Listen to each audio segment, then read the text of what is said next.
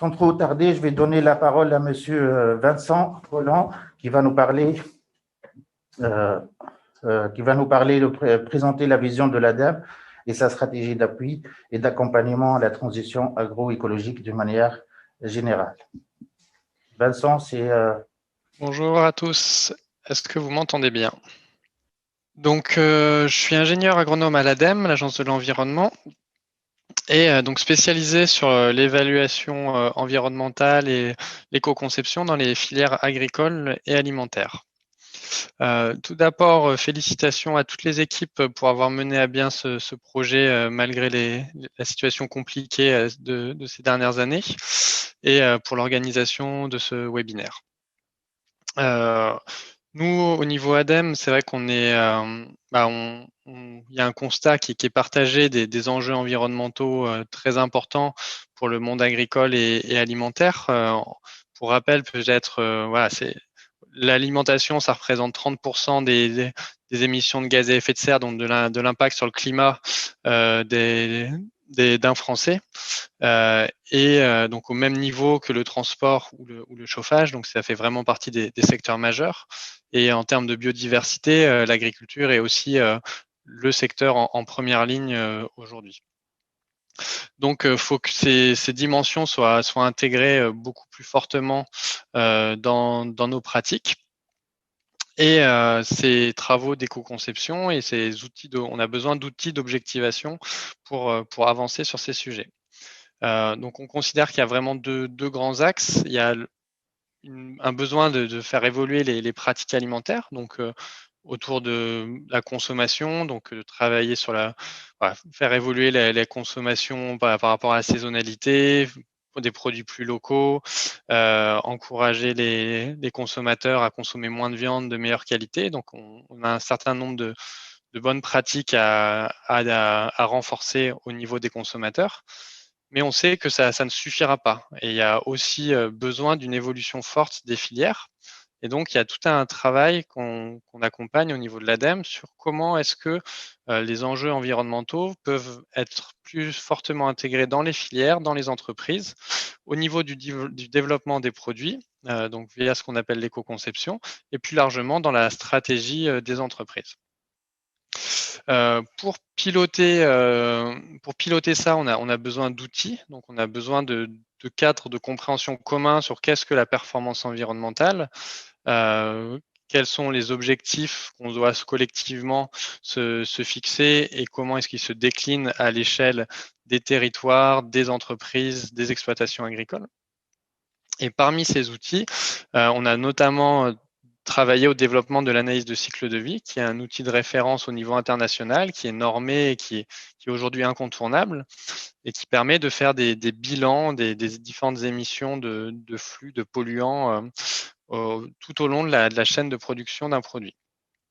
Donc c'est un outil qui est en cours de développement, qui est en évolution permanente, qui pose aussi qui soulève des débats, hein, donc sur comment est-ce qu'on évalue correctement un produit au niveau environnemental. Vous avez peut-être vu en décembre, il y avait un peu d'actualité autour de ça. On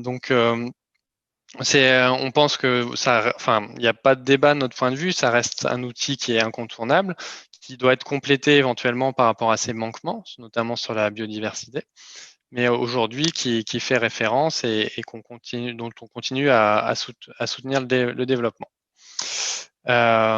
Après, il suffit pas aussi, donc on a notamment pour aider les acteurs à se saisir de ces sujets et notamment des outils aussi d'évaluation, on a développé une base de données qui s'appelle Agribalise.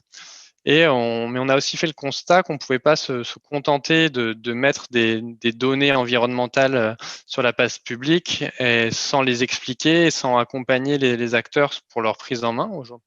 Et donc, à ce titre, on a développé un programme qui s'appelle Gringo, dont le but est justement d'aider les entreprises et les filières à se saisir de ces enjeux.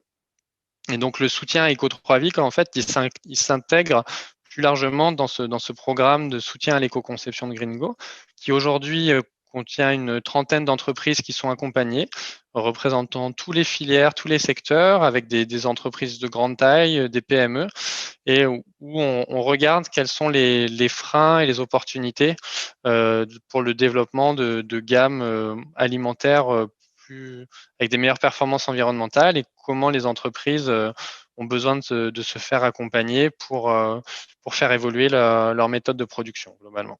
Et comment elles peuvent communiquer également vis-à-vis des consommateurs une fois qu'elles ont mis en œuvre les transformations permettant des gains environnementaux. Donc ça soulève il y a la question de l'évaluation, il y a la question de l'innovation, du processus de décision qui revient. Et en fait, on est sur des sujets qui deviennent assez vite assez transversales et assez stratégiques. Et donc c'est intéressant à ce titre.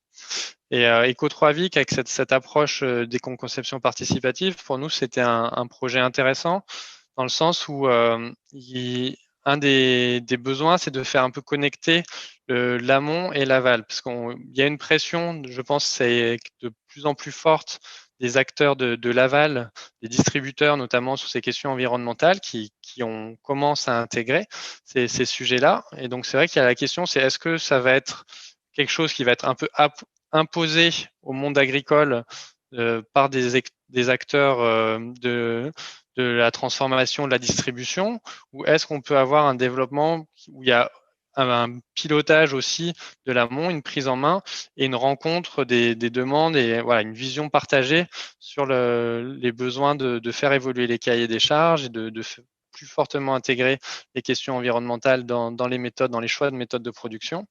Et donc, cette approche d'éco-conception participative qui est vraiment ancrée sur le terrain, on trouve que c'est intéressant et on a hâte de voir les résultats et comment est-ce que ça peut contribuer à faire mieux coopérer les acteurs tout au long de la chaîne. Et puis, il y a la dimension environnementale sur laquelle on travaille depuis longtemps, mais aussi le fait de renforcer avec le couplage avec les approches socio-économiques, c'est aussi quelque chose sur lequel faut qu'on progresse. Et donc, on pense qu'il y a des éclairages intéressants à avoir au niveau d'Eco3Vic en particulier pour la filière vigne. Donc, je ne serai pas plus long ce matin. Merci à tous pour ces travaux. Hâte de découvrir les résultats du projet et je vous souhaite tous une très bonne journée.